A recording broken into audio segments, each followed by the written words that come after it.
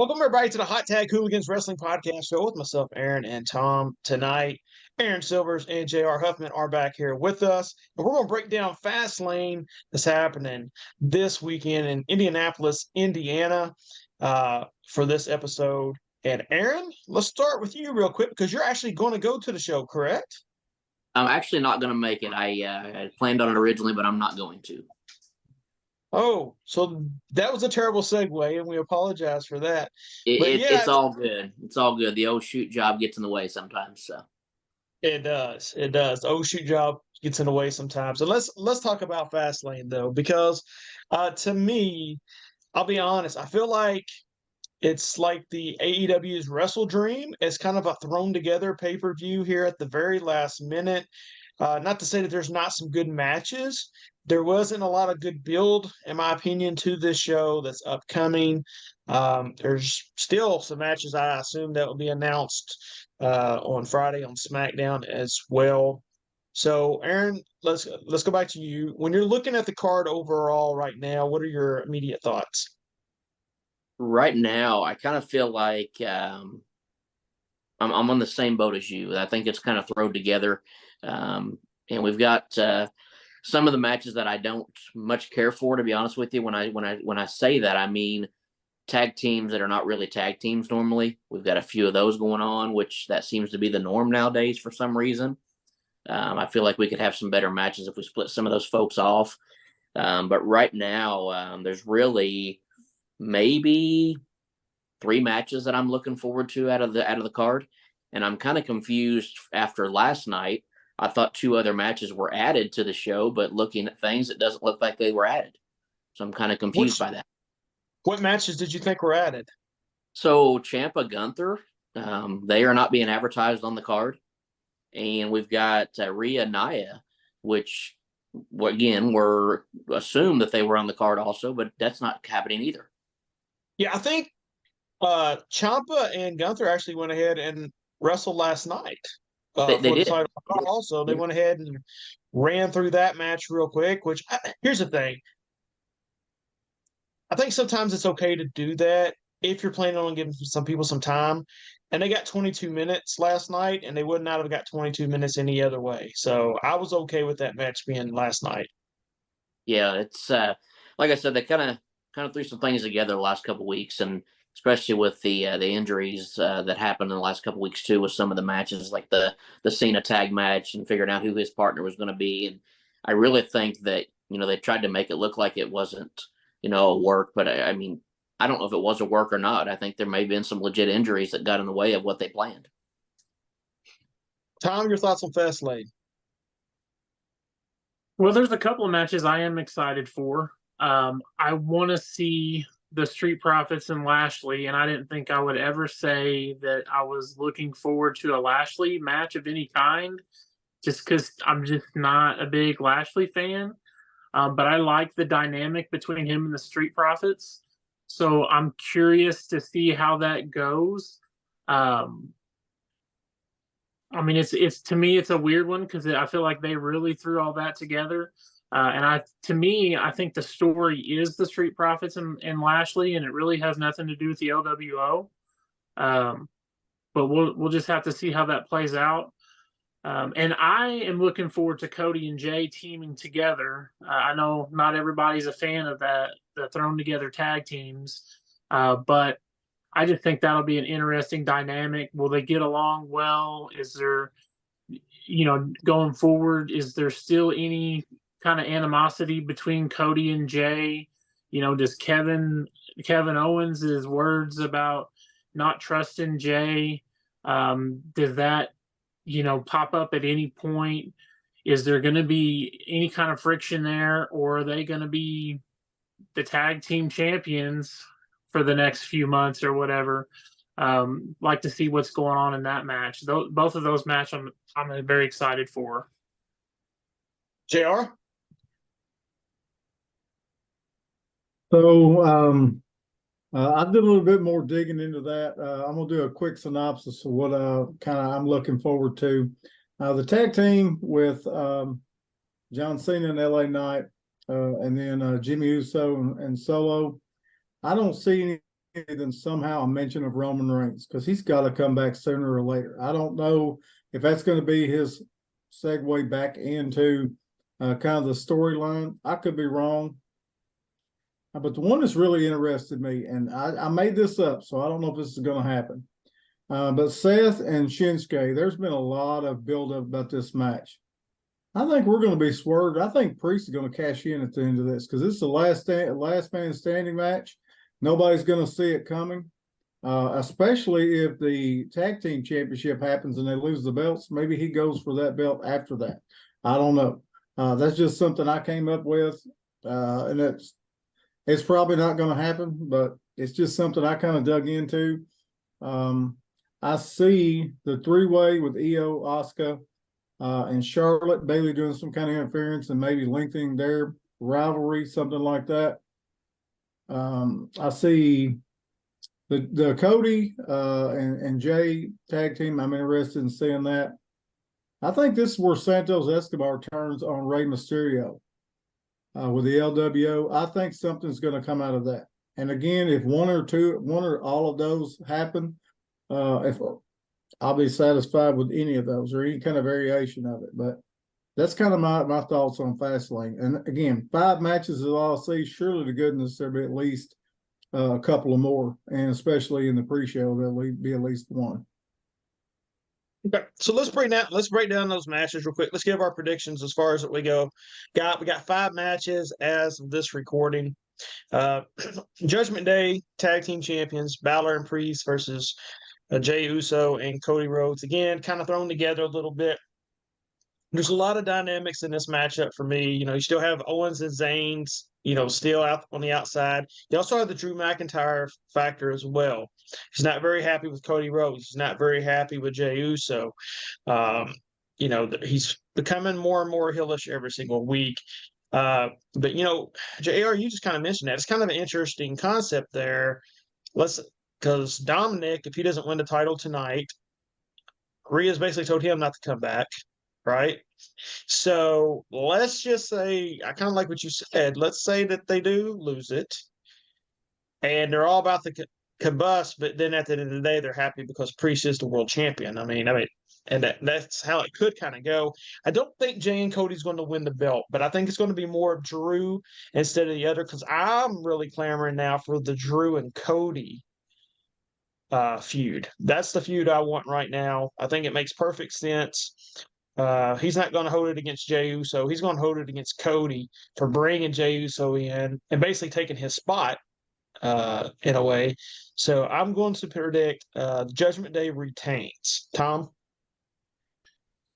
I think a lot of these matches can go either way. And for me, that's actually a lot more exciting than if I feel like I can predict it. One thing I think is kind of up in the air is you're going to have the Bloodline and Jey Uso on the same show. Is there going to be any kind of a clash between them on this show? Or are they going to keep them separated? To me, that's an interesting thought as well, because they could get involved in each other's matches. I could see the Bloodline costing Jey and Cody the tag team championships. Because he left them. There's a lot that could happen. It's just really up in the air, and it's hard to even predict when some of these things are just kind of thrown together to see what kind of direction we're going in. But in a way, I kind of like that, as long as it evens out and I can see where they're going after the pay-per-view's over.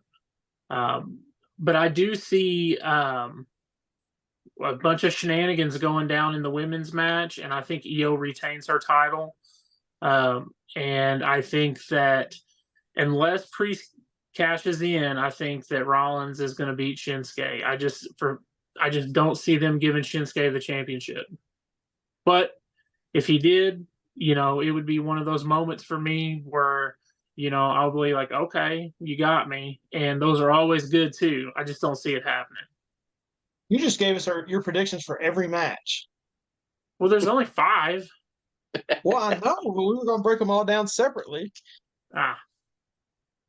So, Aaron, what's your prediction for that match, tag team title match? Yeah, so I think Judgment Day is going to come out with this one. I feel like we're going to see Sammy and KO get involved in some way, especially with Judgment Day, with the potential of now, with JD McDonough with 5 members pretty much, Sammy and KO coming in.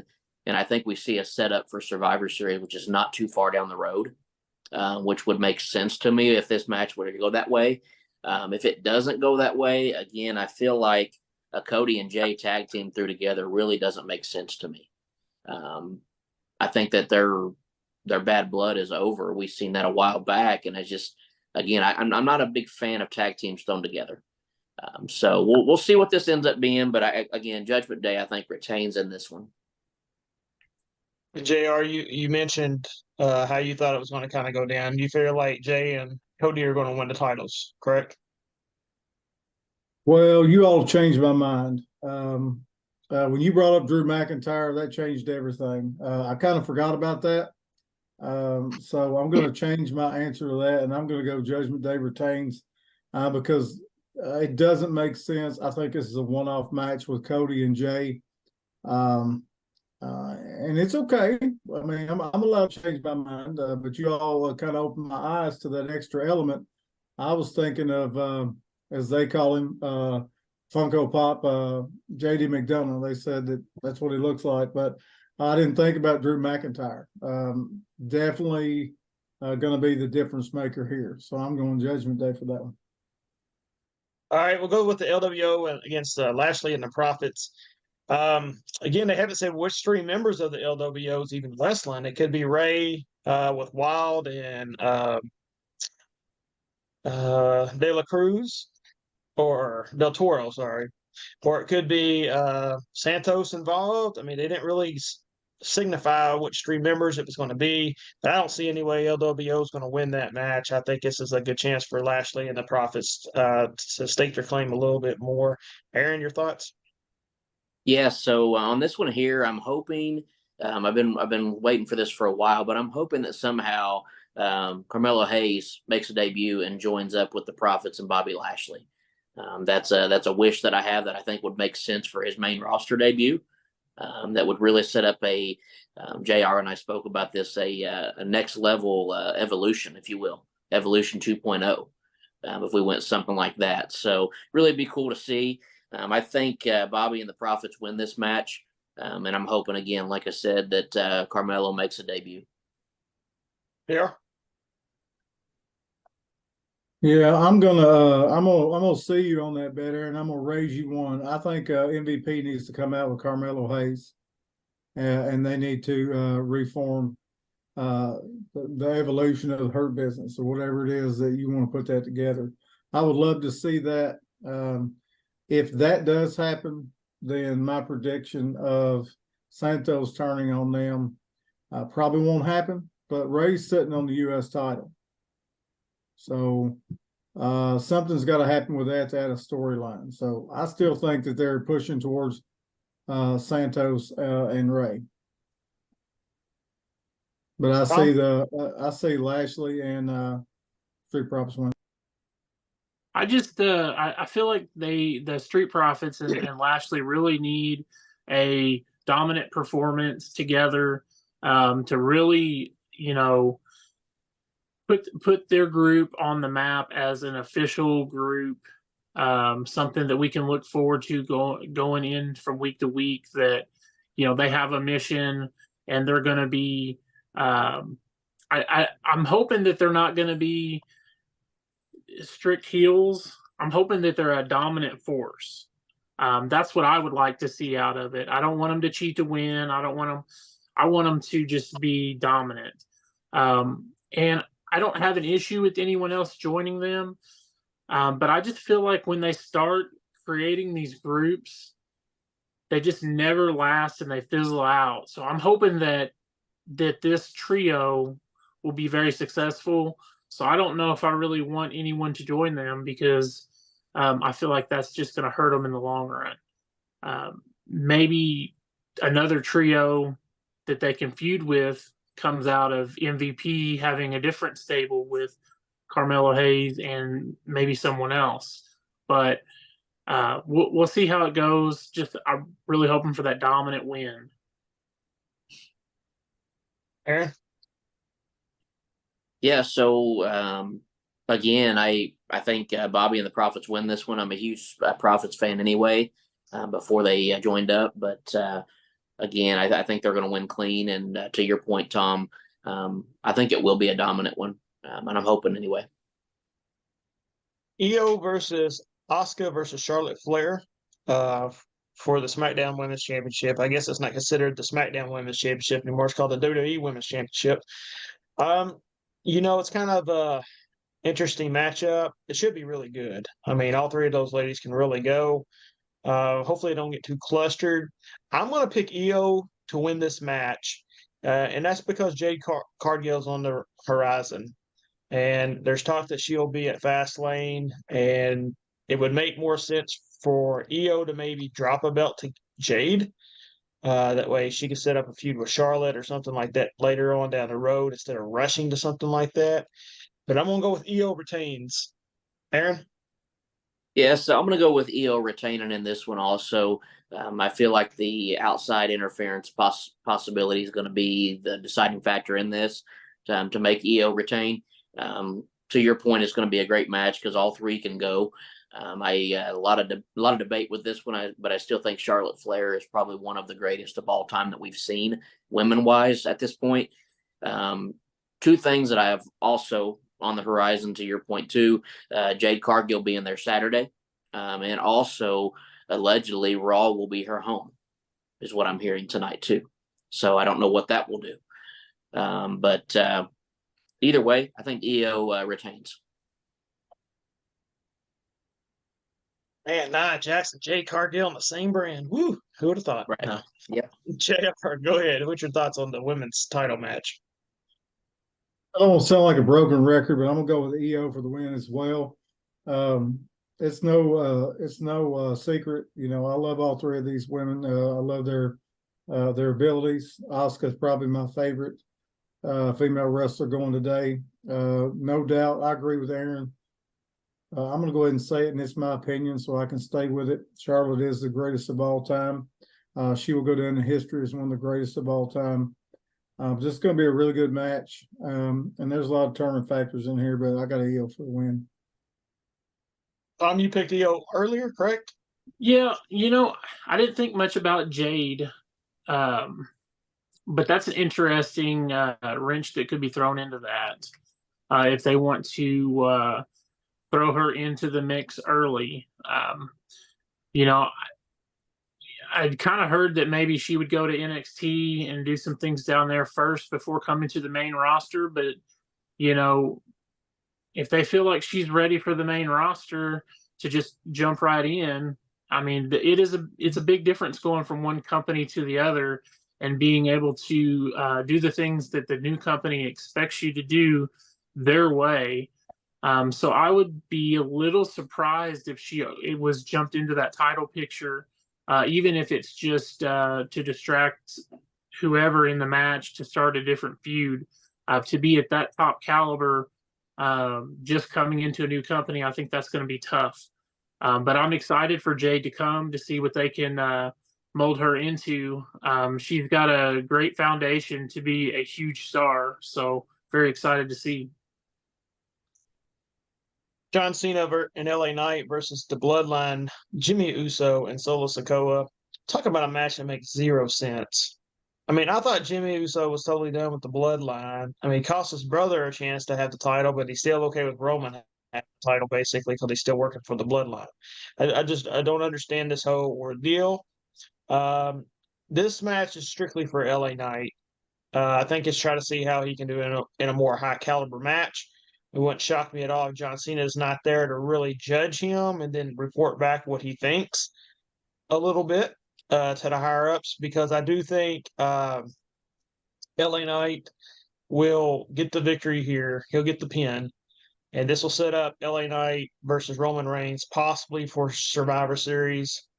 It looks like that could be a direction that they're going to kind of go. When he beats these two, Roman's like, I guess I got to do it myself. You two couldn't get it done type ordeal. and that'll set up LA Knight versus Roman Reigns. He's hot right now. I still need to see more from him inside the ring, like in ring work. He's missing it for me as far as that goes. The crowd loves him. I think they'll get their wish, and he'll get the victory here for his team. Aaron. Yeah. So again, with this one here, I believe Knight and Cena is going to come out with it also. I feel like it's going to kind of throw more into the Bloodline story more than anything. With Jimmy, making some decisions and doing some wild things since he's trying to join back up and run things while Roman's not there. I think Roman, shows his face again either during this pay-per-view or possibly shows, hey, he'll be back next Friday to straighten things out.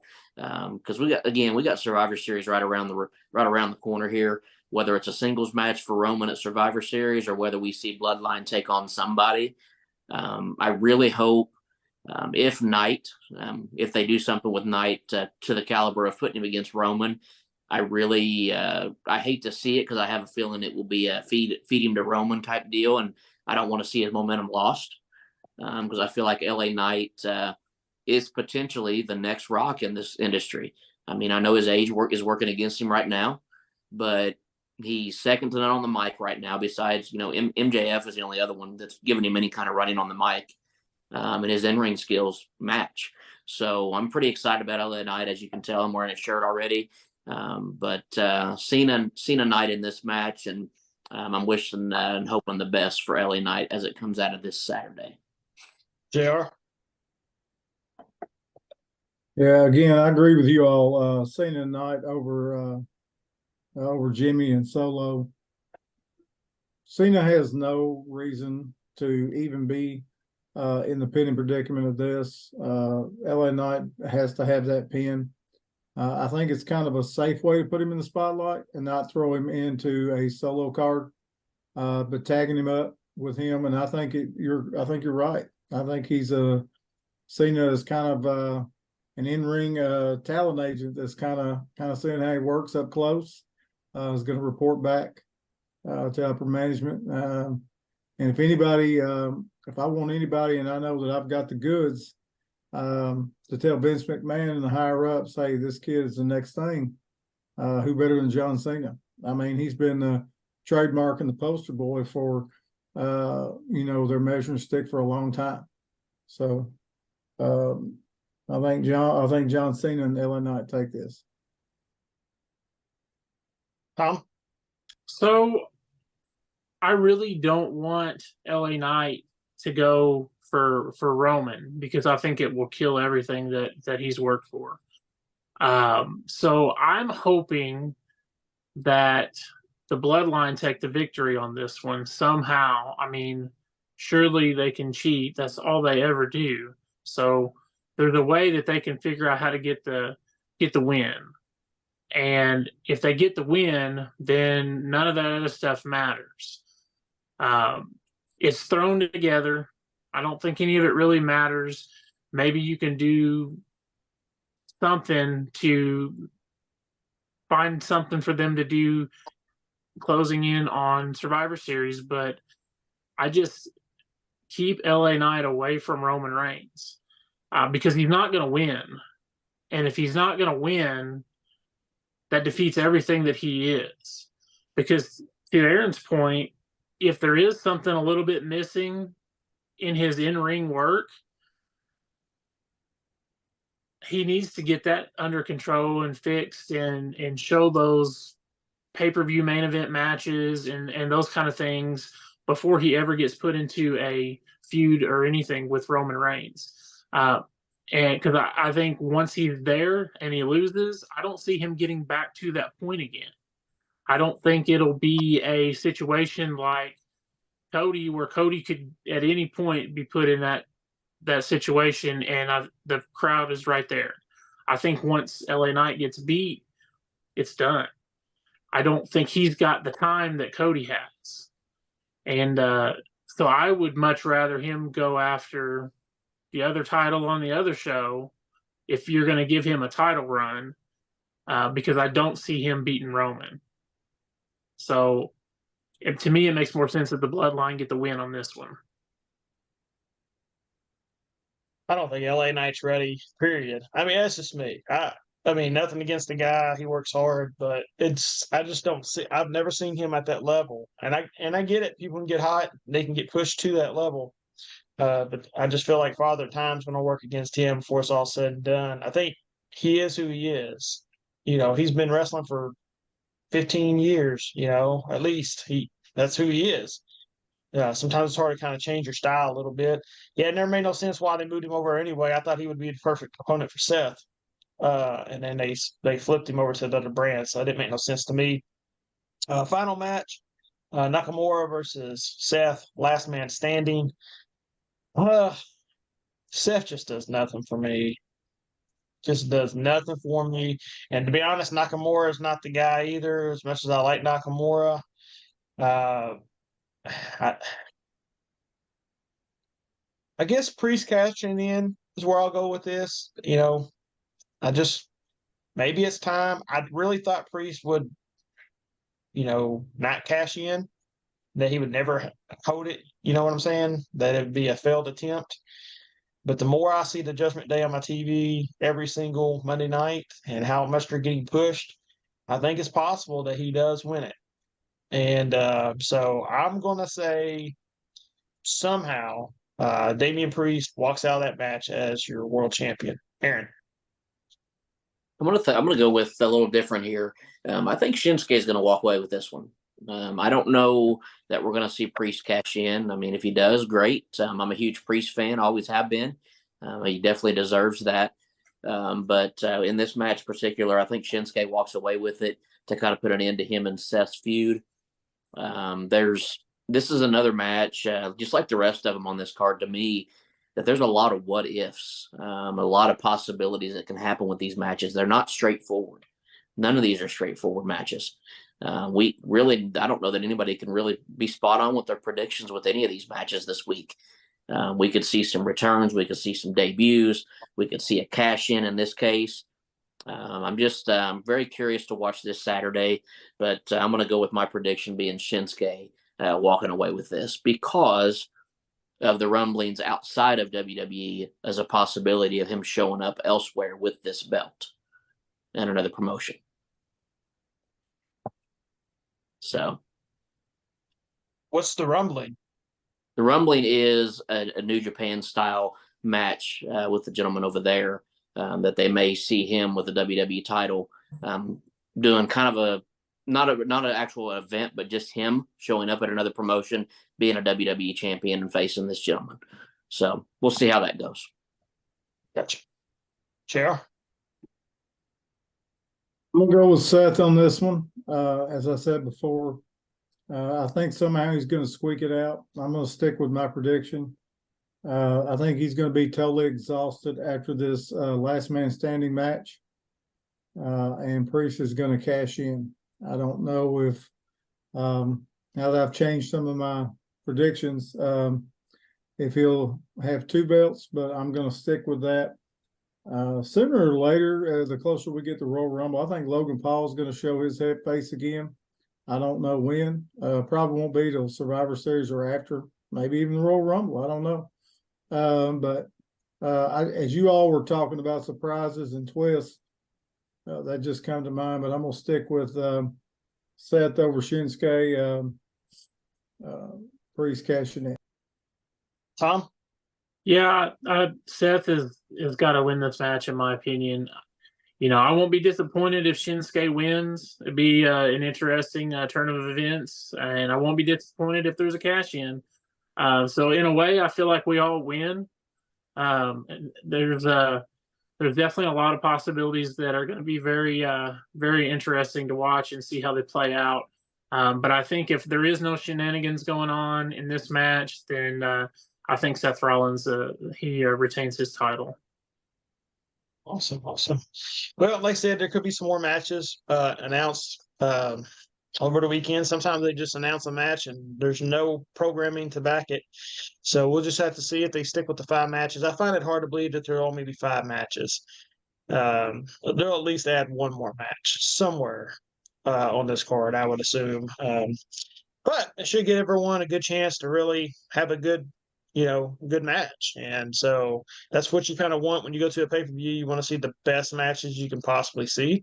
And there's no real bad match on this card. I mean, it's not. There's no throwaway type match, in that sense. So it should be a good show. Thank you guys very much. All right. So I know we said our next show with these gentlemen would be the manager show. It will be the next show. I promise you that. It will be the next show. We wanted to get this Fastlane one in as well. And for myself and Tom, and along with JR and Aaron, we thank y'all very much. Hit that subscribe button for us, and we'll see y'all next week.